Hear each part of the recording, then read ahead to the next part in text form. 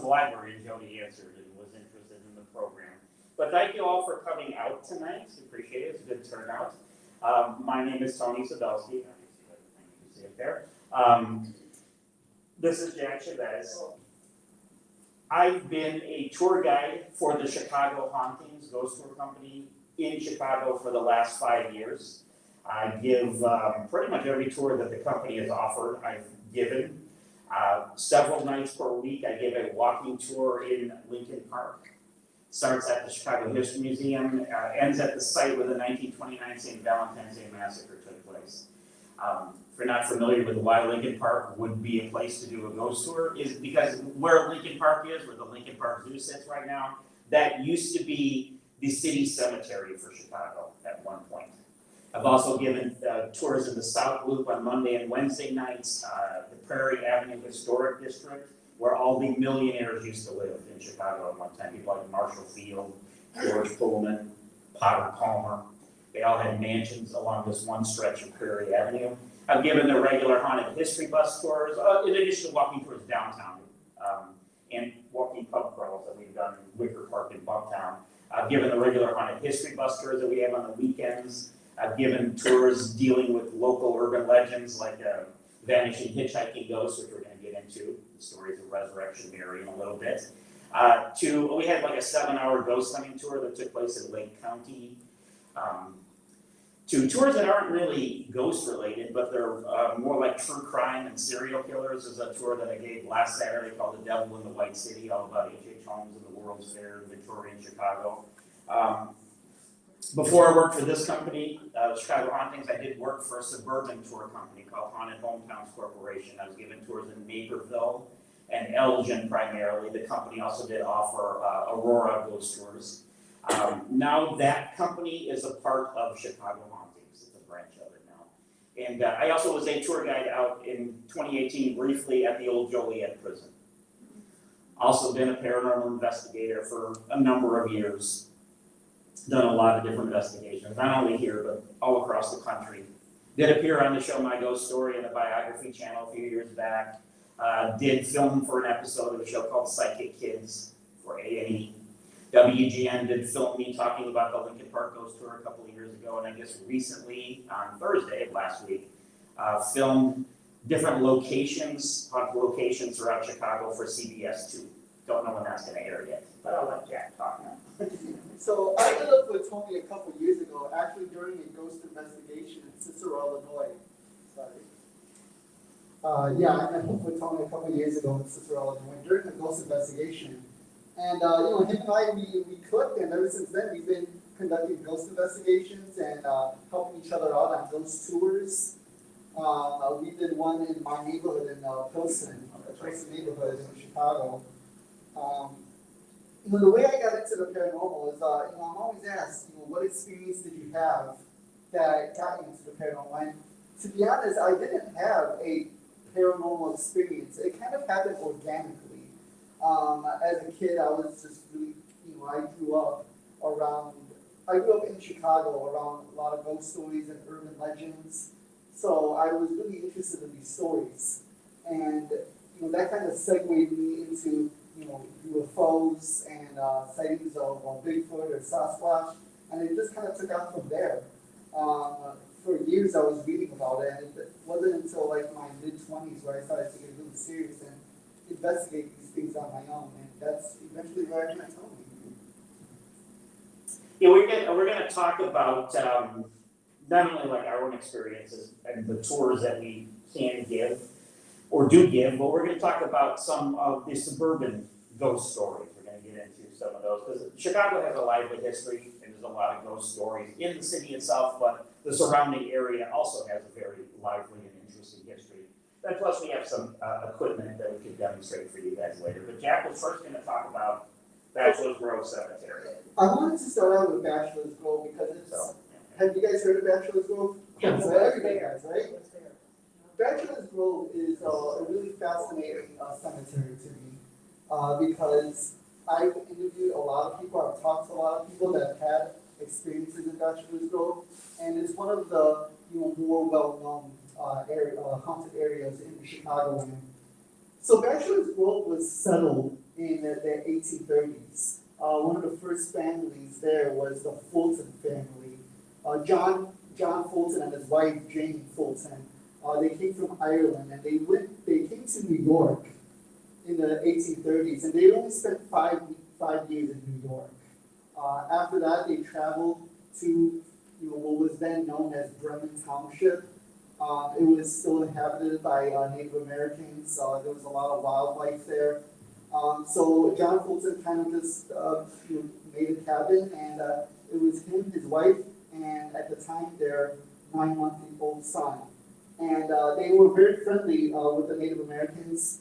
The indigenous people would come there for milk, and Jane Fulton would provide milk for them. And in return, the indigenous people would provide animal hide for them to keep warm during the winter. There was a lot of prominent family members in Bachelor's Grove. They were the most prominent, and there was up to 50 burials in Bachelor's Grove, but only 17 of the gravestones exist, and that's because the site unfortunately has been desecrated. A lot of the gravestones have been stolen. So what makes Bachelor's Grove so haunted? Well, we're really not sure, but I did speak to one researcher. His name is Pete Crepia, and what he believes is that area, the whole woods, because you gotta keep in mind, it's not just the cemetery portion that's haunted. It really is the woods. Pete Crepia believes that there is a portal in that area, and this portal allows for all manner of paranormal phenomena to take place. One of the things that is seen in Bachelor's Grove is a disappearing house. Now, the disappearing house, the story goes is that some people will walk into the cemetery and they will see a cabin in the distance. And usually it's a cabin that they've never seen before because they've been in Bachelor's Grove before. And they'll walk up toward the cabin, and as they're walking to the cabin, it moves further and further away until it eventually disappears. Now, one of Chicago's first ghost researchers was Richard Crowe. He started doing ghost tours in the 1970s. In the late 80s, he spoke to two of the witnesses of the disappearing house. And these two ladies, they did not know each other. So what Richard Crowe did is he had them draw what the house looked like to them. And so that's what they did, and then they presented it to him, and it was almost exactly the same picture. There was a little porch in the front, there was some windows that looked like a second floor, and so he presented, there's actually a YouTube video on this where he presented it. He did a documentary on Chicagoland ghosts, and that you could actually find on YouTube. Another one of the hauntings in Bachelor's Grove is a disappearing car. A lot of disappearing things in Bachelor's Grove. The phantom car is said to drive up onto right next to the fence that's in Bachelor's Cemetery, and people will either hear a car engine or they'll hear the car door open, and after they hear that, it'll disappear. One of the more enigmatic ghosts is actually a ghostly dog. Now, this dog is said to not to bark at anyone or give off any kind of malevolent presence. People will just see a black dog roaming around or staring at them, and then it dissipates as they gaze at it. And then there was the there you go, yeah. Right here we have one of the most famous ghosts in Bachelor's Grove. She's known as Madonna of Bachelor's Grove. So this photo was actually taken in 1991 by a paranormal investigator named Judy Huff. Judy Huff was part of an organization called Chicago Ghost Research Society. And it's actually still around today. It's run by Dale. Yeah, these books are actually written by Dale, who runs the Ghost Research Society. And they were investigating Bachelor's Grove in 1991, and she snapped a picture, and she didn't see anything in there at first. You got to remember, this picture is actually part of a larger picture, so this is like a close-up view of it. So after taking the picture, when she printed it out, they got this image right here. It was a very rare, like, infrared film, wasn't it? Yeah. And you could see that you can't really see facial features, and there's no shadow. So of course, there are skeptics that say that, this had to have been fake, but so far there's no definitive proof that this is a fake photo. So this is one of the best known photos of a ghost, and it's really interesting to know that it was in the Chicagoland area. Yeah, I think it's been analyzed all over the place, and people haven't quite figured out what this is exactly. Yeah, it's actually been analyzed from photo analysts from around the world. And Dale Kaczmarek has submitted it to professionals, but they've said, of course, like I said, that they try to debunk it, but to no definitive proof. Okay. You want to move on to? Sure. Probably Chicagoland's most famous ghost, Resurrection Mary. Anybody heard of Resurrection Mary? Yeah, I've heard of Resurrection Mary. Anywhere you go, people seem to talk about Resurrection Mary. Almost all the tours, even though she doesn't technically haunt the city, she comes up pretty much on all of the tours we give. She is known to haunt a stretch of South Archer Avenue. You mentioned Richard Crowe, who was the godfather of ghost tours and early paranormal investigations in this area. He did a ton of research on Resurrection Mary. Through a lot of his research, he came to believe that, and I kind of believe it too from the research and the tours that I've given, that there were probably more than one girl or more than one ghost that people are seeing. It's not all the same girl. Some report seeing a young lady hitchhiking along South Archer Avenue in the southwest suburbs. There's many reports on file of people picking her up, including one of the more famous ones was in 1979 in January, a cab driver who only called himself Ralph the cab driver. He told the story to a guy named Bill Geist from the Southtown Economist newspaper. Ralph the cab driver, actually normal area was right here, up here, around O'Hare Airport. But he had picked up somebody from the airport. Their drop-off was over there on South Archer Avenue. This is a very cold, blustery, windy January night, just days before the big snowstorm of 1979 hit this area. As Ralph is driving back home, he was going to call it a night. He was tired. He knew the bad weather was coming. He sees a woman by the side of the road. She's only wearing a dress and heels that she's holding in her hands. She looks kind of unorganized, like disheveled, kind of concerned about her. He pulls the cab up, asks her if she's okay. She just says, I need to get home. And he offers her a ride to wherever she needs to go, no charge. So she gets in the cab. She just instructs him to go down Archer Avenue. Doesn't really tell him an address or anything, just go down Archer Avenue. I'm like, okay. He's trying to make some small talk with her. He says she's really not saying much. She's kind of just staring out the window. She just makes one comment that the snows come early this year. And as they get near Resurrection Cemetery, he says she just jumps up and screams, here, this is where I gotta get out. And he stops the cab, looks around, doesn't see anything, and he's like, lady, there's nothing here. Where do you want me to let you out? And she just kind of points there. He looks over, he sees a little shack. Turning back to say, why would you want me to let you out here? He turns back and nobody's in the cab. And he says, these were his exact words, may the good Lord strike me down. That door never opened. never heard the door open, but she was gone in the back seat. That is one of the more famous sightings. Others see her as a dance partner. They go to dance halls and they see a young lady like in the corner, kind of quiet, ask her to dance, they will dance with her, and they say she feels kind of cold to the touch, and she doesn't say all that much. Then they'll offer her a ride home. One of the more famous of those sightings was in 1939, a guy named Jerry Palis was dancing at the Liberty Grove Hall, which was at 47th and Mozart on the south side. He says nobody really saw this girl come in, but he sees her, asked her to dance.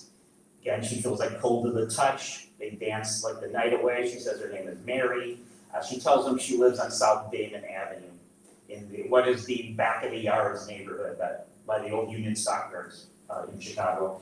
The end of the night, he's with his brother that night. They offer to give her a ride home. She agrees. But first she says, before they get in the car, she says, but first take me down Archer Avenue. And he's like, well, what for? Why would you want me to do that? That's the opposite direction of where you live. And she says, no, you just take me down Archer Avenue. Okay. She gets in the car. Again, they get near Resurrection Cemetery when she just says, here, this is where I gotta get off here. And they look around, don't see anything. He turns back, being a little concerned about her, say, well, let me walk you to where you need to go. This is where you gotta get off. And she says to him, where I'm going, you can't follow. And then she just disappeared from his car. This story was on the show Unsolved Mysteries, the old Robert Stack Unsolved Mystery show. And Richard Crowe did even interview Jerry Palis. The next day, him and his brother go to that address at South Damon Avenue. They say a woman answers the door, wanting to make sure that Mary got home safe. They tell their story, and the lady just kind of pushes them out the door at first, like nobody by that name lives here. But they see a picture of her, and they point at the picture and like, that's the girl, that's her right up there. That's the one we were dancing with last night. And then the lady says, well, okay, that is my daughter Mary, but she died several years ago in a car crash. Then the other sightings are of people like a hit and run, or at least running over somebody walking down Archer Avenue. This is one of the girls right here, Mary Bergovi, who for many years, many thought this to be the true identity of Resurrection Mary. Now, Mary Bergovi didn't die on Archer Avenue. She actually died in a car crash in downtown Chicago at Lake and Wacker in May of 1934. Normally, she did like going out partying in the ballrooms in her area, or the old Willowbrook Ballroom. It's called the old Henry Ballroom back in those days. She used to like to go there with friends. The suburban or further away from the downtown area ballrooms tend to close early. They wanted to continue the night, so they went to downtown Chicago to continue partying with her, her friend, and two young men that they had picked up or met earlier in the day. Her friend wasn't getting along too well with the driver, so she asked Mary if they could change seats. She was sitting in the front seat next to the driver, Mary was in the back, so they changed seats.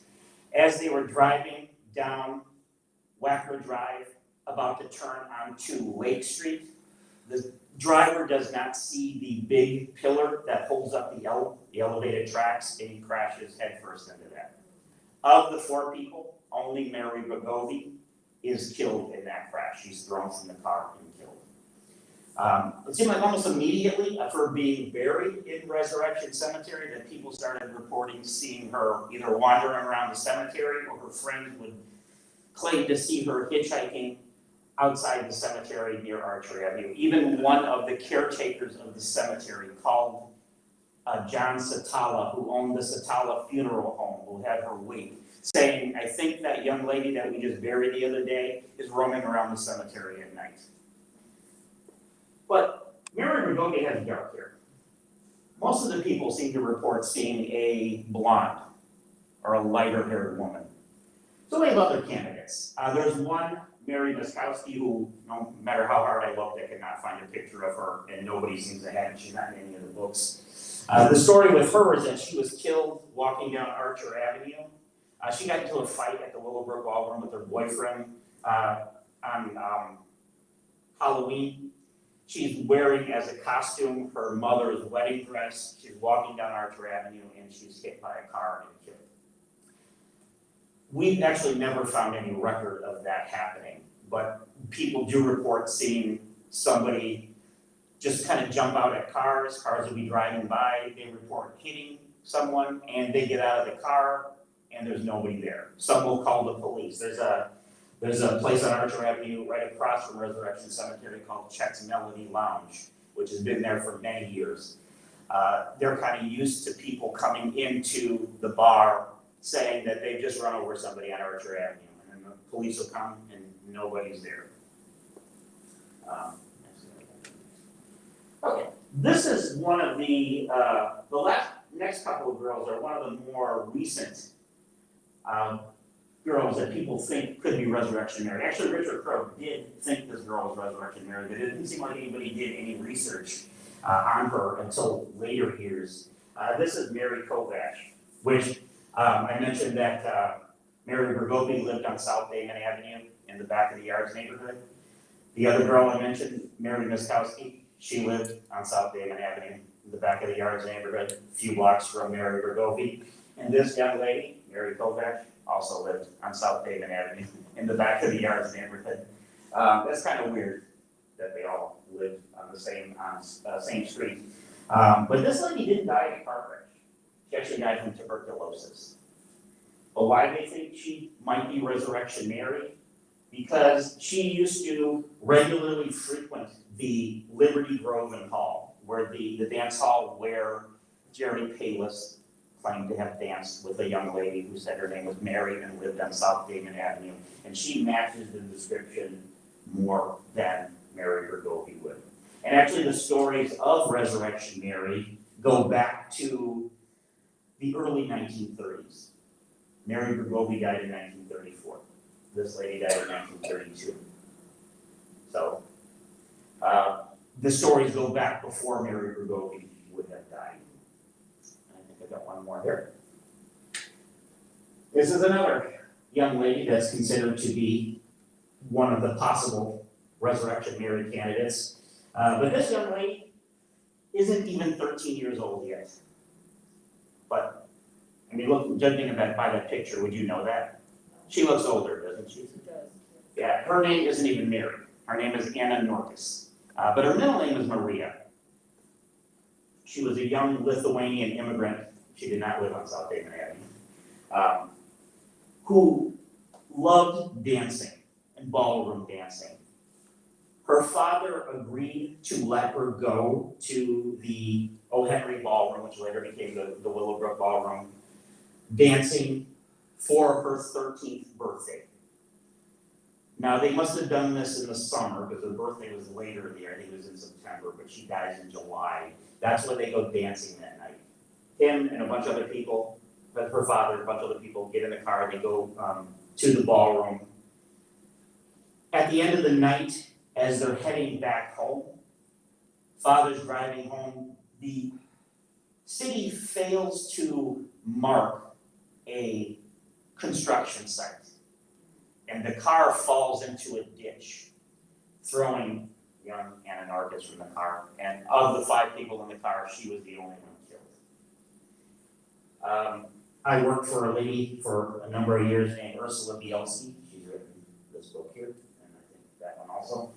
She got a call one day from a parishioner of a church in the town of Summit, who said that, and that's where she was from, said that for years, stories going around the church is that this young lady, Anna Norkus, was the true identity of Resurrection Mary. And most of the descriptions of her do look like this, even though this girl isn't even 13 years old yet.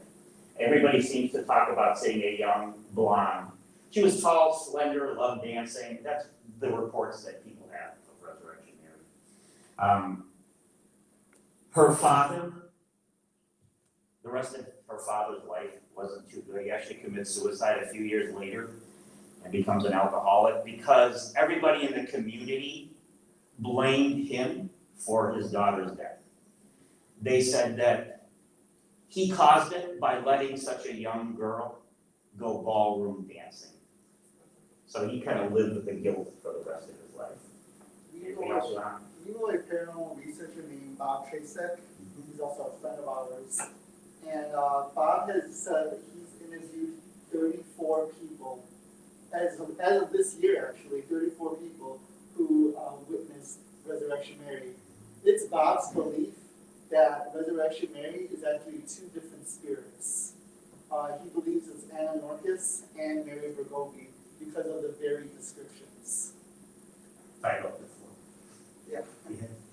Yeah, there's several researchers. Ursula Bielski is one who's written several books. Troy Taylor is another, and also Adam Selzer have done a lot of research on Resurrection Mary and other Chicago ghosts. There's a researcher named Sam Ratto. He actually is the Illinois State Director for MUFON, which is Mutual Use your UFO. microphone, Oh, can't hear you, sorry. or else take off your mask so we can hear you better. Can you hear me? Hello? Testing. Better? Okay. There's a paranormal researcher named Sam Ratto, and he is the Illinois State Director of MUFON. MUFON is Mutual UFO Network. So it's really interesting to know that Sam Ratto had an experience with Resurrection Mary. Sam Ratto says that it was in 1981. He was with his wife, and they were driving along Archer Avenue, and he sees a woman in white. She was wearing a white gown with dark hair, and it was in the middle of the night. It was after he was doing a presentation, and he sees it. His wife sees it. They only see it for a few seconds, and then she disappears. When they look back, she was gone. And at the time, he was living at his brother's house. So once they got to his brother's house, the brother opened the door, and he knew right away something was wrong with Sam. And he goes, "Sam, what happened?" And Sam didn't know how to describe his experience. All he could say is that we saw something, we're not sure what it was. But yeah, he didn't really get into the ghost field, he more got into the UFO field, so. There's like hundreds of documented sightings of Resurrection Mary by people from like all walks of life.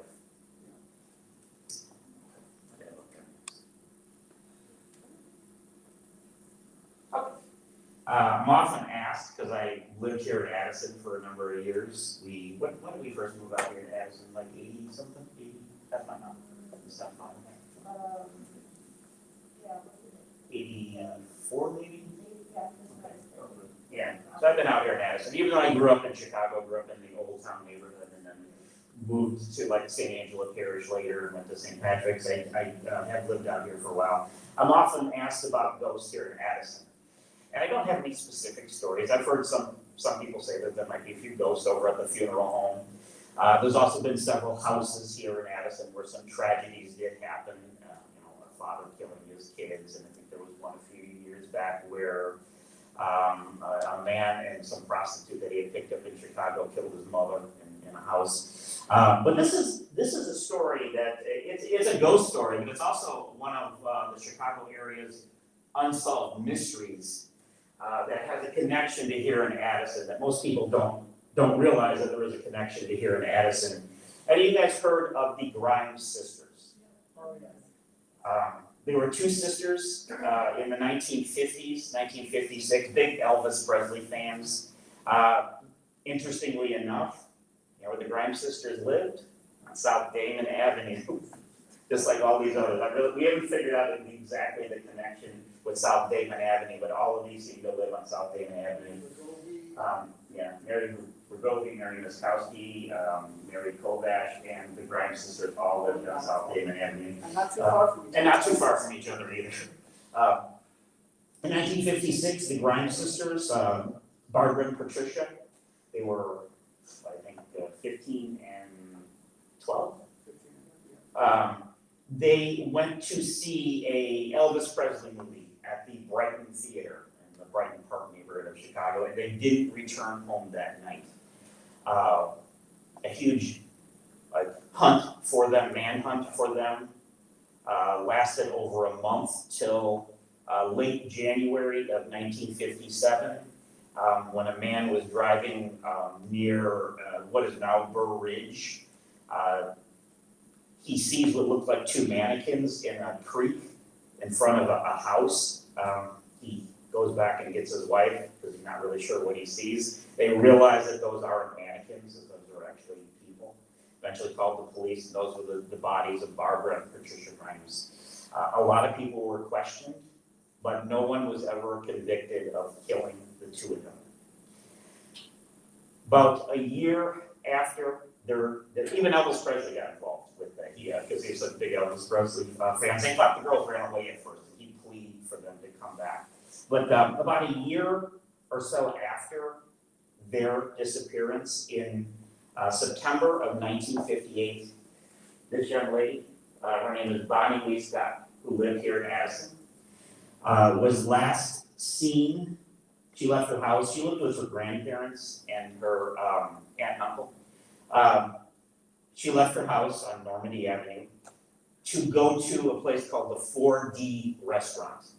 That would be right where the current Walgreens sits here in Addison, right at Addison Road and Lake Street. That was the last time anybody saw her alive. She didn't make it home that night.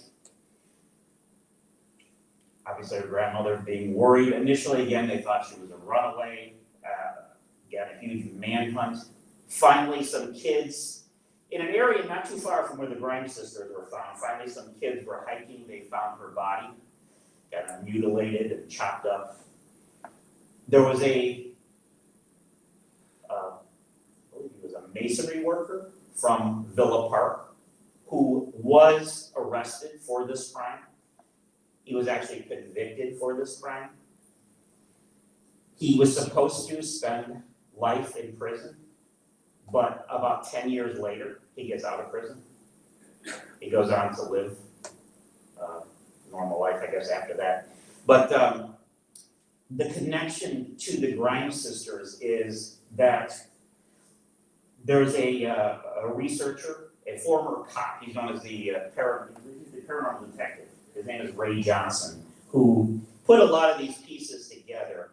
And he noticed a lot of similarities between the death of Bonnie Lee Scott and the Grimes sisters. There were marks on their necks, very similar ones. They were both kind of smothered with a pillow. Their bodies were dumped very similar areas over like in the southwest suburbs.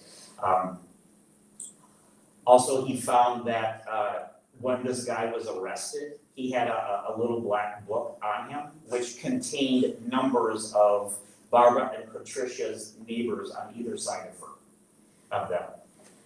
So he believes that this other man did commit this murder of the Grimes sisters. Also, Mrs. Grimes received a phone call shortly after the bodies were found from a guy who, she said it's a voice she'll never forget. He kind of taunted her a little bit, and then he said, "I got away with it." Right after Bonnie Lee Scott disappeared, she gets another phone call saying, from the same voice, saying, "I got away with another one." Now, unfortunately, many believe this, one of the reasons why this young man got off is because he had ties to the Chicago Mafia. He worked as an informant for the guy who was the head of the mob back at that time, 1950s, a man named Sam Giancana. And I believe from his mob ties, that's what got him off. The ghost stories are that where those bodies were dumped, it's still, there's like a little ravine there, and that for years, the people who lived in the house behind there moved out. They say they report hearing the sounds of like a car going by, dumping something out, and then just driving off. And they say till this day, people still hear that. But that's the one connection to Addison right here. The houses of both this lady and the guy who was convicted of her murder, both of the houses are still around today. Okay. Okay, so do you want to talk about this equipment? Yeah, I wanted to do. Grab your mic. Okay, yeah, grab your mic. Yeah, so I also wanted to talk a little bit about Chicago isn't just haunted by ghosts. We also have some mysterious creatures lurking around. Have you guys ever heard of the Chicago Mothman? No? Okay, to give you a little bit of backstory of the Chicago Mothman, we actually need to go back to Point Pleasant, West Virginia in 1966. On November 5th, 5 grave diggers look up from doing their work and they see what they describe was a humanoid being, a man-like being with wings flying around. Now, of course, at first they didn't tell anybody about this because they said, well, we're gonna get, blamed for drinking on a job and get fired. It wasn't until later on that they came out when it turns out other people in Point Pleasant were seeing the same creature. From 1966 to 1967, there was over 100 sightings of the Mothman. The Mothman was described as 6 to 7 feet tall, with no head, but large eyes resting where the chest would be, with a 15-foot wingspan. No arms, just legs. This was documented by a paranormal researcher at the time, John A. Keel. He wrote a book called Mothman Prophecies that later on turned into a movie starring Richard Gere. All these sightings accumulated to the Silver Bridge in Ohio collapsing right before Christmas. 47 people died. Now, people do say that on that night that the bridge collapsed, Mothman was seen underneath the bridge, flying around, kind of lurking, and that was the last time that Mothman was seen in West Virginia. Now, fast forward to Chicago in 2017. Sightings started happening. Now, I was actually in my apartment when I heard that the first sighting took place. And what they described was actually a gargoyle-like creature. And so at first I wasn't thinking Mothman. It wasn't until the later sightings where other researchers were starting to put them together in terms of description. So when the sightings happened in April 2017, I wanted to be involved in it. So I actually contacted a UFO researcher that was investigating these.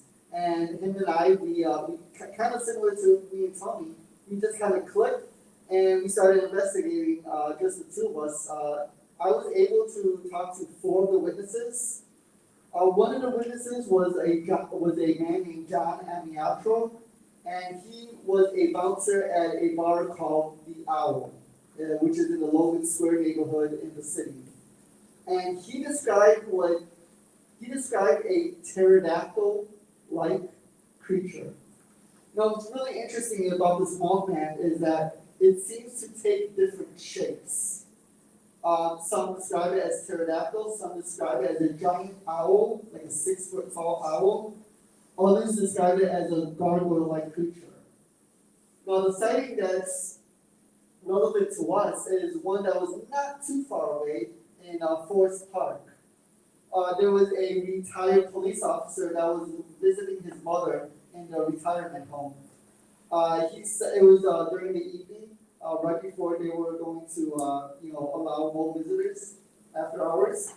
And he told his mom, well, I'll walk the dog, before the sun completely sets and I have to go.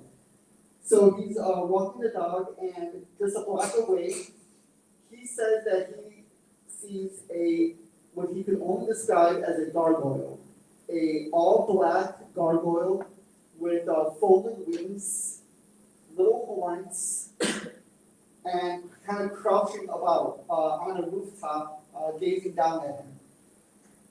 So he gets a little bit closer because he wants a closer look, and then he sees it actually fly away. So right away, he goes back to the retirement home. He doesn't tell his mom because he doesn't want to alert her, but he does contact a paranormal researcher out in Pennsylvania, and that's how we got that report. The researcher put it up on his website, and then from there, we got a hold of it, and it's It's really interesting. By the end of 2017, there was already 59 sightings. And there still are today, not so much in Chicago, but in the Chicagoland area. There have been some up by O'Hare, which is close to. Yeah, there's actually been 4 by the O'Hare airports. Security has seen them and truck drivers. And that was San Moronto, right? The same. That was San Moronto. So San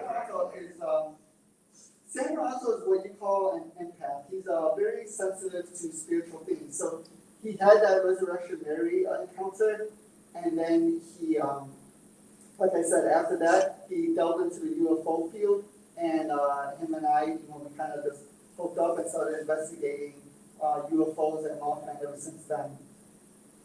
Okay, do you want to go over some of the equipment here? This is equipment we would use like in an investigation. This is some relatively basic stuff. This is what they call an EMF detector. This is also one. It picks up on energies, electromagnetic field detector. Any type of electrical source can like set something like this off. I don't know. Maybe something like this could set it off, but no, if not. Also, your cell phone could do it. See, like that? That's what it would look like if it went off. That's because it does pick up on frequencies, which the phones emit. The theory behind these is that either the ghosts are made up of electromagnetic energy or they use that type of energy to manifest. Albert Einstein's theory was that we are all energy. The body is just like the vessel that houses that energy. The body, that vessel dies, but the energy never dies. It just changes form. And this is measuring those type of energies. So that's just something you kind of hold steady, walk around with. Green light indicates it's on. If the others are flashing or solid, it is picking up on something. Doesn't mean it's a ghost. It's something breaking the energy field around it. And this one doesn't make any noise. This one will beep. Flashing beep. The reason why that we believe that this may pick up on ghost activity is because we believe ghosts are possibly made out of ions. Ions are free floating electrons. So if you have an ion rod and you kind of hover it over your arm, it's going to make your hair stand on end, and it's going to feel like somebody is brushing up against you, but it's only condensed ions. And these are very similar characteristics to ghosts. Also with ions, as well as with ghosts, you feel cold spots when they're around. Everybody's probably wondering what this is. Raggedy Ann. Some of you probably had a Raggedy Ann doll when you were younger. And this is basically just a regular Raggedy Ann doll. But she has one of those meters inside of her. Her face just lit up right there. Normally when that's lit, that indicates she's on, but if the hands start flashing, or this gets brighter, then again, something's breaking the energy field around her. The theory is that, especially if you encounter like little kid spirits, little girl spirits, this could be like a trigger on it, something that might have been familiar to them, and they'd want to come up and play with the doll or touch the doll. No, we always bring it in. We get a lot of activity from the doll. Mm-hmm. Which, like I mentioned, we use it as a trigger object for children. But when I was in the Joliet prison, not for any crimes that I've done, as a tour guide a few years ago, we used this there. And she would actually react a lot in the prison. In areas where there's no electricity at all. So I guess the prisoners like it. But we'll talk about the rods there. So I'll try to speak up. So these are, thank you. Yeah. So these are dowsing rods. Now dowsing rods were used back in the old days to find sources of water. It's still used to this day in some rural areas of Europe to find sources of water. We've adapted them to the paranormal because we believe that, like water, they can pick up on energy. So the way that you use this is you kind of tuck your elbows in, you keep your arms straight, you make a fist and keep at the low end of the dowsing rods. And what you wanna do is you wanna ask them questions, like if there is a spirit here with us, can you please cross the rods? Now, I'm not very intuitive, I'm not a sensitive, so it usually doesn't work for me. But there are a lot of like psychic inclined individuals where it will work for. And the reason why we use metal or copper, because these are good conductors of energy, they're good conductors of electricity. You'd be surprised how many people still use these things to find water. I didn't really realize that, but I bring these out on a lot of the tours that I give, and I get a lot of people that live in more rural parts of the country. And they say, oh yeah, we use those on the farm all the time to find the water lines. This is another little device right here, it looks like a little spaceship. Turn it on, see how it does that. This measures static electricity. A lot of like paranormal investigators, when they were investigating, were getting that feeling, you know, when the hair stands up on your arm at these sites. So they came up with something that measures that static electricity. We just kind of set this down somewhere away from everybody, because if anything gets around it, it'll make these things light up on the side. But if it's off where nobody is and all of a sudden this starts lighting up, then the theory is that something again is breaking the field around it. This, I don't know if you can see, there's two others.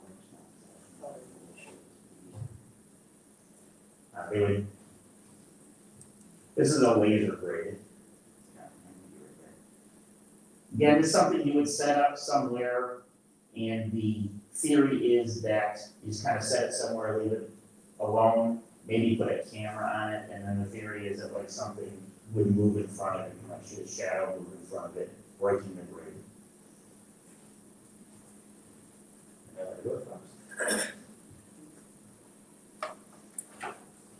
So right here we have, right here we have the ghost box.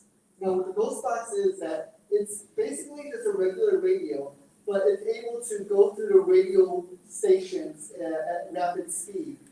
The idea is that because this is electromagnetism, that ghosts will be able to communicate, will be able to latch onto a station and talk to us that way. So, you know, we'll ask the question, you know, is there any spirits here with us? What is your name? How did you pass away? And you know, we'll hear some really interesting responses.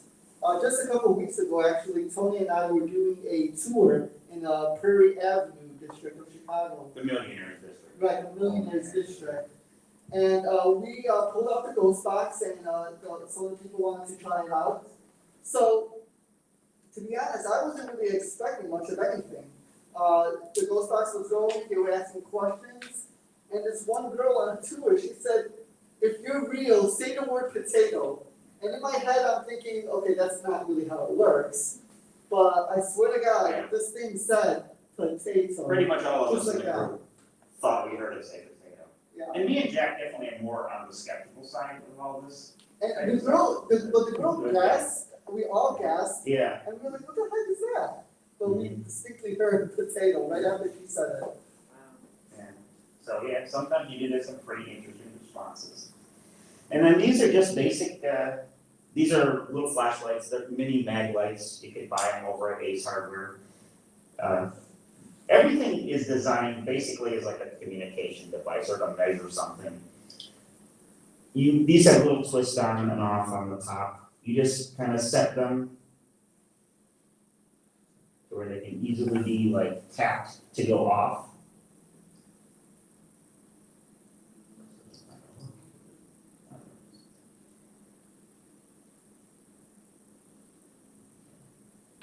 And then again, you could ask like yes or no questions, like you could say if they're here, if anybody's here, can you turn the flashlight off? And I can't see it, so if it goes off, you guys have to tell me. So do people call you and say, come help me, my house is haunted? That's definitely Yeah. happened sometimes. Sometimes, yeah, that does happen. And you bring in your equipment, and what's the process? How does it work? So I investigated a residential home. Flashlight's going on. Oh, did it? Oh, really? Yeah. Yeah, I guess I can't see it, but go ahead. I actually, last year I investigated a home, around central Illinois. This woman called me and she said that they was experiencing a lot of activity, that the son, who was 10 years old and the daughter was 15 years old, they were a little bit scared. She said that she didn't feel that it was a malevolent, ghost, but it was still scaring the kids. And she just would feel better if somebody came and checked it out. So I went there with two other investigators, and we kind of set up our meters, we kind of set up our cameras, and we did a ghost box session. And we didn't get so much activity from the ghost spots, but the meters were going off, and we were getting these orbs from the camera. When we reviewed the evidence later on, we were actually able to hear what sounded like a conversation in the background on the camera. We couldn't make out what it was, but it did sound like something was talking, and it wasn't us either, because you could distinctly hear our voice. So, we just kind of let her know that yeah, it seems like there's some activity there, but, not to be afraid of, because it doesn't seem like it's harming anybody. And then I did recommend somebody to her that she could contact if she felt that it was becoming malevolent, somebody to cleanse the home, and to give it a blessing. Tony, can you tell us the story about the hotel investigation that you did? The Congress of them? Yeah. Oh, yeah, the Congress comes up all the time. People always ask me on these tours and tours that I give and any lectures and talks, like, what do I feel is the most haunted place in Chicago? And my response, and I think the actual response would probably be the same, if there's any place in Chicago that's haunted, it is the Congress Hotel. You guys familiar with the Congress Hotel? Down on Michigan Avenue, it's on the corner of Michigan and what used to be Congress Parkway, now they call it Ida B. Wells Drive. It was built, the hotel was built in 1893, it was opened in 1893 in anticipation of the World's Fair coming here to Chicago that year. It was built to house patrons coming to the fair. It was initially called the Auditorium Annex Hotel. The auditorium building is just right across the street. That was the original hotel. This was the annex to that hotel. Eventually, at some point, they stopped calling it the Auditorium Annex and call it the Congress Hotel. There has been many suicides that have happened in that hotel throughout the years. Starting in 1900, a Spanish-American War veteran named Captain Louis Ostheim, who on the eve of his wedding was in his room, took a gun to his head and blew his brains out, leaving no explanation, no note. Now, they did say that he possibly could have been suffering from some sort of undiagnosed at that time, like PTSD, something we understand a little bit better now, but not back in 1900. They say they see him as a shadow figure in the hotel. There's so many suicides, they're almost impossible to get into them all. I've actually spoken to a couple of the security, and one of them told me that people are dying there as late as last year or 2 years ago. For Lollapalooza, there was a lot of drug overdoses in the hotel, and for Lollapalooza 2 years ago, there was 2 deaths, 2 drug overdoses, and he goes, yeah, the ambulance is here on a regular basis just to take bodies out. A little boy's spirit is supposed to haunt the 12th floor of the North Tower. The North Tower is the oldest tower. That was the one built for the World's Fair of 1883. The South Tower is the newer one. And I'm saying newer, like 1903, 04. There was a murder-suicide that took place in that hotel in 1939. A mother comes here from Czechoslovakia with her 2 sons, 6 and 4-year-old. They are here only on like a temporary 6-month visa. The husband stays back in the old country. He's got to sell their house and their business. The mother, they say, loses contact with the husband, and she may have suffered a nervous breakdown during this time frame. she initially didn't want to leave her home country, but then she also didn't want to be sent back there because Hitler and the Nazis were taking the country over at that time. So one August afternoon, she goes to the Lincoln Park Zoo with her kids. They have a nice day together at the zoo, comes back to the hotel. They're staying in room 1234, and she just kind of takes the kids and they all go out the window. And in a murder-suicide, all three of them die. They say the oldest son, the 6-year-old, haunts that 12th floor. There is a security guard there. His name is John. If you get to the hotel and find John. John's worked there for like 30-some years. He's got a lot of stories. He said he didn't really believe in ghosts in the beginning when he started working there until he encountered this little boy spirit.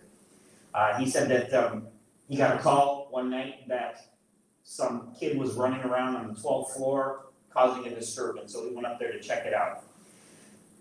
He didn't see anything right away until he comes face to face with this kid down the hallway, and he just points at him and says, you know, what are you doing up here? You're not supposed to be running around up here. And he said the kid looked like any other kid, except his clothes looked a little more worn.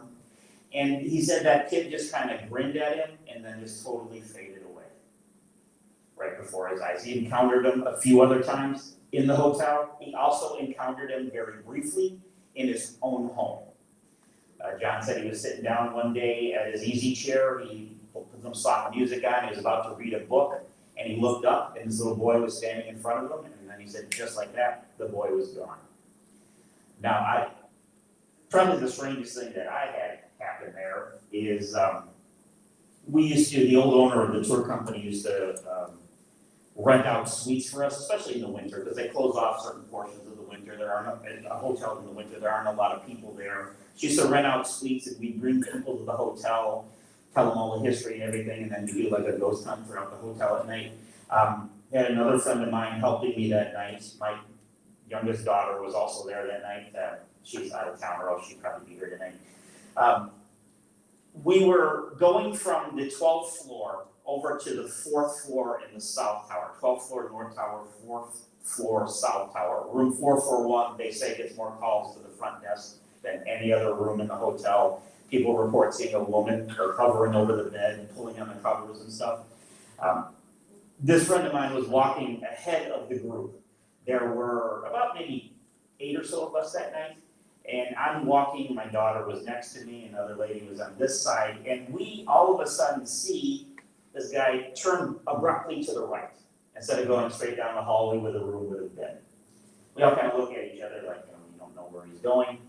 I go over there and I'm calling out his name, trying to see maybe if he saw something or if something happened, but there's no answer. So I go back to the group and I'm like, well, let's just go to the room. I'm sure he knows his way around here, he'll figure it out. And we get in front of the room, or we open the hallway door to where the room is, and he's standing right in front of the door of the room with his hands on his hips like that. And he's like, well, where were you guys? I thought you were right behind me. And I just kind of looked at him and said, I think the question is where were we, is where were you? But he insists that he went straight down the hallway and did not turn, but at least a few of us saw him turn. Anything else? I actually was recently at the, hold on. I was recently at the Congress Hotel, and they've actually taken out the number 441. Oh, yeah. I think it's because, you know, so many people requested, because it's known to be the most haunted room. So I don't know why they would have taken it out, but yeah, that plaque 441 is not there anymore. There are rooms that they've sealed off that they don't use in the hotel anymore. One of them is old room 666. Oh, yeah. Sealed off for obvious reasons. But you can actually still find it. If you go to where it should be, basically all they did was wallpaper over the door. You can still put your hands along the wall. You can feel the door. And they have this like molding above every room. There is still the molding above where the door would have been there. But there's other rooms. I found at least 2 others walking around the hotel that are completely sealed off, or like he says, they've taken the room number off them. Some of them have like 2 deadbolt locks on them. And when you ask the security staff why is that room sealed off, they just kind of say it's just a sealed off room and we don't use it anymore. They don't really get into any detail about it. Should we take questions now? Absolutely. Anybody want to ask a question? Are those batteries new? In here? Uh-huh. Mm-hmm. Yeah. So one keeps going. Oh, really? Yeah. Yeah, I It can't really keeps, see. it keeps going on. Yeah, I changed them to use in a tour that I gave on Saturday night. So, just recently. Just checking. Mhm. Go ahead. It's like only that one. Is it only this one? Yeah. Yeah, it's Red or silver? Silver. Silver, okay. It's really interesting. Yeah. It's really interesting because when we pull out these flashlights, sometimes we'll ask direct questions for it to respond to, and it'll respond sometimes, like onto like every question that we ask. So, yeah, so I don't know. And sometimes it won't do anything. Like, yeah, sometimes it doesn't do anything. Yeah. What is the scariest experience you've ever had? A lot of people ask me that, and I can't really say that I've had a scary experience. We were last November, we were at this place called Ashmore Estates. Jack was there that night. It's in Ashmore, Illinois. It was the county pork farm for Cole County. It's Ashmore is south near the Indiana border. It eventually became a mental institution. Then it was abandoned for a number of years.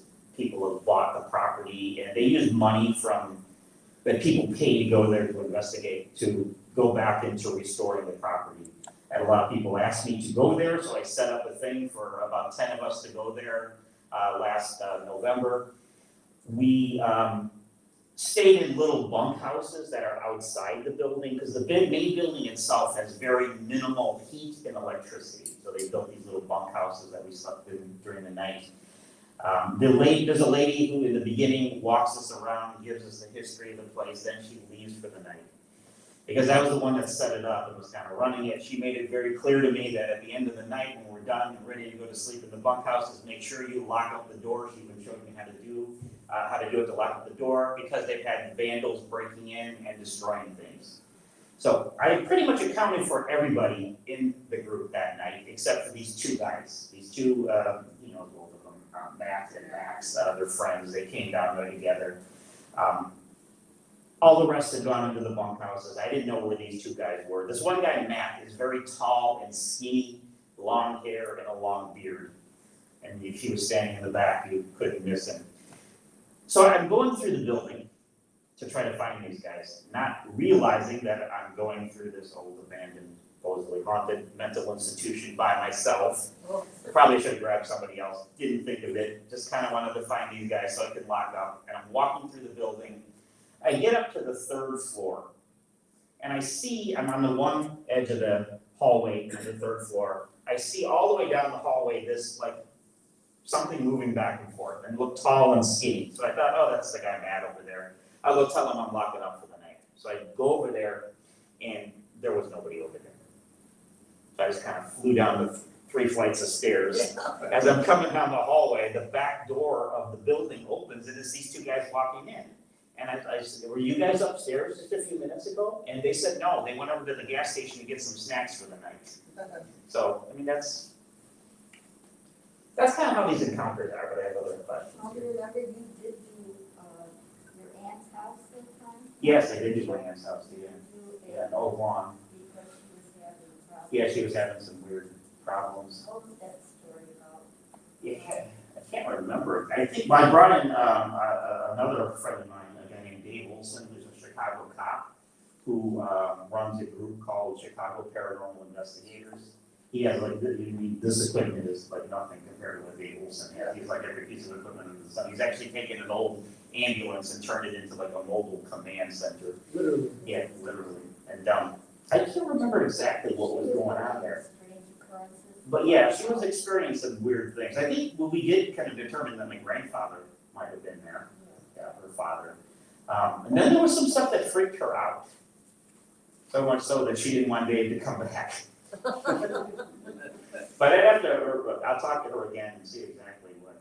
I mean, she hasn't said anything more to me about it. Since you were there, she hasn't had any. Yeah, well, that's good. I guess he got rid of it. Why are hauntings stationary? Why do they stay in one place? Right, because. Well, the theory is. The theory is, and it's all really just theory, the theory is that the spirits are like bound to a particular location. location? I think there's a lot of environmental factors involved in why they're bound to a location. Their energy could only extend so far, so usually, obviously they're found in places that they died, right? Or places that they that they were more attracted to, like their home and stuff. So, and a ghost energy, that's why we have to use this equipment, because a ghost energy goes only so far. So a lot of times when these go off, it doesn't hit red all the way. It'll hit yellow or orange. So, and then also when we're doing the ghost boxes, we could make out some words, but we can't make out whole sentences because they don't have enough strength in them to do that. Normally, if you were using that like on a regular investigation, you would use a recording device with it, because you hear more when you go back later and listen. So we downloaded before like some of the apps that are in the phones, like how do you think those work? Do you think there's any accuracy to those kind of apps? They work very similar to the other devices where, sometimes nothing will happen, but other times like you get a hit and it's like, oh, that was really weird. What are the apps you've downloaded? Well, there's Ghost Hunter app, like, so, I've heard that one's pretty good. well, There's one is- called Necrophonics too, which is, Yeah, like they're just, we keep going back to this particular one, because like we went to, like my grandmother's grave, Mhm. and it was her birthday, and so like we would ask her some questions and tell her happy birthday and everything, and I remember we like asked how old she is, and she said ancient, and I'm like, oh my god, that's exactly what she said every time we asked her when she was Really? alive, so, and we brought her flowers, and like it said, beautiful flowers, like how, Right. like, would she know, Yeah. so it was just, I was just wondering if there was any accuracy to these apps. Was it the app where it says the actual word? Yes, Okay, yeah, so that's the one I was thinking of too. Mhm. So we've gotten some really interesting hits with that one where we'll be doing an investigation and words will come up that only pertain to that location or to something that we said afterwards. So it's one of those things where it's like, we'll look at each other and think, what the heck happened? I mean, you initially just think it's an app, and it's, Yeah. but sometimes Yeah. things do come through there. Is there a connection between paranormal activity and astronomy? Astronomy. Astronomy, like is there higher activity between the solstice versus the equinox, or are they two different animals? Well, yeah, so there seems to be a connection between equinoxes, whether it's a spring equinox or the winter equinox. I just posted an article on my Facebook group called Paranormal Chicago, and the article talks about how the ancient Celts believed that during those periods, the line between, our world and the next world is thinnest. I don't have enough knowledge and science to, detail why that is, but that does seem to be the case that a lot of ancient peoples believe that the equinoxes definitely played a part in, ghostly or paranormal phenomena. Is there a connection between activity and the ley line going through Chicago? Yeah, definitely. So Archer Avenue, which we talked about, a lot of people think that part of the reason why that's so haunted is the ley lines. That's one of the theories of why Chicago is as haunted as it is, because there are a lot of diagonal streets in Chicago, and Chicago's diagonal streets are actually Native American trails. And the Native Americans had their trails along what they believe were ley lines, also known as power lines. So these are ancient lines that kind of grid the whole planet, that when the two lines intersect are called power points. And it's believed along these lines are paranormal activity. So in Chicago, you have ley lines on Archer, on Claiborne Street, Clark Streets, Ogden Avenue, Milwaukee. Yeah, those are all Native American trails at one point, all those routes. That's why it was diagonal animal streets in Chicago. Because it's supposed to be a grid system, which all should be, straight lines, like a football field, but these diagonal roads were all original Native American trails going back to the early days. Yeah, and if you look at, those streets, there's a lot of paranormal activity along those streets. I mean, look at Archer, there's, all the cemeteries along Archer Avenue are haunted. St. James Cemetery, St. James, the Canyon, the Resurrection. Sacred Heart. Sacred Heart, Archer Woods. Is there a couple weeks ago?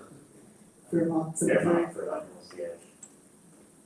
How come, and don't let me hog all the questions. How come a camera lens is more sensitive to finding orbs than the human eye is not? Do you have, They say it's the light spectrum. The cameras can pick up on a light spectrum that our eyes cannot see, and usually infrared or ultraviolet light spectrum. do you use those frequencies in your investigations to find them for yourselves? I don't usually tune into like any type of frequencies, what we usually do is we bring a medium with us. We bring a medium or a psychic, somebody that's already naturally, in tune. We've used cameras, but we don't necessarily tune into anything, because we've talked about this before. We don't necessarily feel like it needs to be tuned to anything in order to capture something, because we've captured a lot. Any other questions? How do people find you? How do people hire you? For an investigation, For that is, tours? yeah, an for- investigation, if somebody were to experience something in their house or their business, that technically wouldn't be hiring us, because that's just a service, free service Okay. provided. For tours, I have cards here. Jack has cards. And I have my cards right here. I run, like I said earlier, I do run a Facebook group called Paranormal Chicago, and a website that's under construction called parachicago.com. And Tony, you have a Facebook group called, Yeah, Chicago and tours and mysterious events. mine Which is easier to remember, Yeah. Paranormal Chicago. But yeah, through any of this, they can reach out to us. Chicago Hauntings is their website, book any of the tours that they do there. We could also do private tours. Yeah, we do a lot of private tours, we did one last night. So if But you just want a two private people tour per with just 2 people, or for a party, we could set something up for you as well. We also can do like locations to do investigations at. If anybody's interested in that. Did you ever have to investigate somebody's house because they said they hear voices, during the night or whatever, that are the same thing over and over again? Not so much the same thing over and over again, but usually they hear something. Yeah, whether it's voices or, whether it's Seeing things, seeing usually there's several things, different things. poltergeist activity, but the poltergeist activity that, we've investigated has never really been malevolence. Yeah. It's just, been, Well, see, there was on Channel 2 News one time, this gentleman said that he hears voices in his walls. Mhm. And so they tried to find out if there were any TV stations, radio stations, that maybe made it because the furnace is on, or this is, And then they opened up the wall, and, they could, I guess, hear it, but it wasn't, loud Mhm. enough. And they still don't know how it happened. Do you One, have one main thing that, we want people to take away from that kind of activity is that not all ghost phenomena is bad, it's not evil. It just simply means that there is a spirit that's attached to the location, or perhaps attached to the family. But, we always say, don't be frightened by it, because it could be somebody that you love. But it is good that they looked at all logical explanations first. Like Well, yeah. It could be just something maybe he's just in tune with. Well, I have things like that happen to me, and they change. Mm-hmm. And the thing is, I hear somebody say in Polish talking at the anthem, Jeszcze Polska, jest, and it's a man's voice, and it's very slow. And I'm thinking, where is there a radio station? propaganda, you know. Does it sound like anybody you would know or had known? Not that one, no. No. But yeah, I mean, like Tony said, it's important to first rule out any like logical explanation. Yeah, And I once you do, like, I mean, you think about the people that you lost, there could be somebody from your past. Yeah, generally after ruling out any of those explanations, the next step is history you mean of the house? of a house, We built a property. house, so it's not an old. But even the land before the house was there, because houses you could build a new house right next door tomorrow, but the land is ancient. It's always been there, so you don't really know. what But you was said going I on was yet. speaking, it was speaking Polish, so it could be, you know, Well, a I family speak spirit. Polish too, and I know. Yeah, I what mean, it could be a family spirit, maybe one that you don't even recognize. But Well, generally, the next step is to look well, into but see, history. then, May 3rd is Polish Independence Day. I heard people singing that song. Mhm. So, you know, I said, well, I guess it's May 3rd, you know, now they're singing. I mean, it's Yeah. very stupid, you know. No, it's not stupid at all. Not at all. And, At least it's harmless. well, yeah, no, and I'm not scared about it, I'm just trying That's to good. find out myself what is happening, that I hear these things, and same voices or the same words, you know, and I don't necessarily think about those kind of things during the Mhm. day, you know, Yeah. but we have, you know, maybe our water cleaning in the basement, because I hear, you know, things are moving there, but am I imagining it, you know, or, I don't know, because I can wake up and I hear it, so I didn't plan to hear it. Yeah, you Right. may never come across an answer, Mhm. and, you know, it's important not to like, you know, it's important to recognize what's happening, but not to, you know, stay up at night thinking about Yeah. what it is. Just No. acknowledge that, you know, this is happening and, it's Well, not see, harmful, so. recently things have changed, Mhm. and I hear this mother and little kids singing Polish kids song. And I know those songs, but yet I didn't know all the words, maybe because it Right. was so long ago, and I said, did somebody move in close by and they do this during the, you know, not even evening, we were outside, and I said to my husband, do you hear something? And he says, yes, sort of, but, you know, I just have no answer where it came from or, you know, what it is, and then it sort of stops, and then now I hear some other things, so. Yeah, it seems like a family spirit. Yeah, I I was was sort thinking of- that, what I would think. I'm still alive. you know. Right, which is good. Anybody else with questions? Yes. Why are cemeteries, on hallowed ground, yet homes are not? What's the importance of consecrated ground? I don't understand, sorry. Okay, churches and cemeteries are built on hallowed ground. What's the significance between that and non-hallowed ground in terms of your investigations? Well, we definitely get more activity in cemeteries. I mean, I'm not sure, you know, what the difference is. The only thing that I could come up with is that, you know, they want the cemetery to be more sacred. So there's more activity, there's more energy invested in it, there's more power invested in it. But, you know, from our experience, it's not just, you know, cemeteries or churches or even sacred sites that have more activity. You know, we've experienced activity in homes and even commercial locations as well.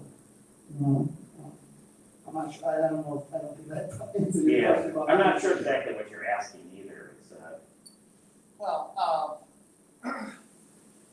well, religious places like churches, cemeteries, graveyards, those are intended to be on hallowed ground. How come that tradition hasn't carried over to a residence? Your house could be hallowed too. yeah, Bring the it priest could to be, your if house you're, and yeah, get if blessed. you make it that and bless it. Yeah, bring the priest to your house. Something's going on here with those lights. Yeah. I'm not sure if anything really makes the ground out. No, I'm not too sure, to be honest with you. I mean, there are It's not cemeteries, like it's city just an cemeteries and area stuff that where aren't people necessarily comes and hiding crosses religion. it. Right. Yeah, it's not hallowed before the body goes in, it's just a plot. Mhm. Going all those places you went to on the bus tour, Yeah, like the theater where all those people Yeah. died and the boat and all that, I mean, look, that's not Halloween, it's, right, it's just a place where a tragedy happened. Yeah, he's talking about the bus tour, the regular haunted history bus tour that I give. We went to the site where on December 30th, 1903, over 600 people died in a theater fire. It would have been the Iroquois Theater back then. Many of you may remember that theater as the Oriental Theater. More recent times, it has a new name on it now. I would get it wrong, Niederlander. Yeah, Niederlander. But yeah, and the boat she's talking about was in 1915, a boat called the Eastland tipped over in the Chicago River, right by the dock at Clark and Wacker. That killed at least over 844 people that we know of. But yeah, those are just tragedy sites. It's not necessarily, hallowed ground. Yeah, I was just curious if you had any experience with any evil spirits or ghosts or not all of that, however you say it. I would say no. No, to be honest with you, no, and that's a lot more rare than what the, TV and movies like to portray that. Yeah, exactly. yeah, it's a lot more rare than That's what themselves. the TV shows portray, because you really don't experience that. Mhm. I mean, as a matter of fact, Tony was doing filming for a network, and they wanted him to Yeah, say that there was a demon yeah, they wanted location. to say, at this place out in Cicero, they were like, well, there's gotta be something evil, demonic here, and I'm like, no. Nobody's ever reported that. That's good. And the producers didn't use his Yeah, they footage didn't use the because he couldn't footage say. that I would say that. Interesting. Well, thank you. Okay. If anybody wants to see any of the books I got here, these are my books, but, or use any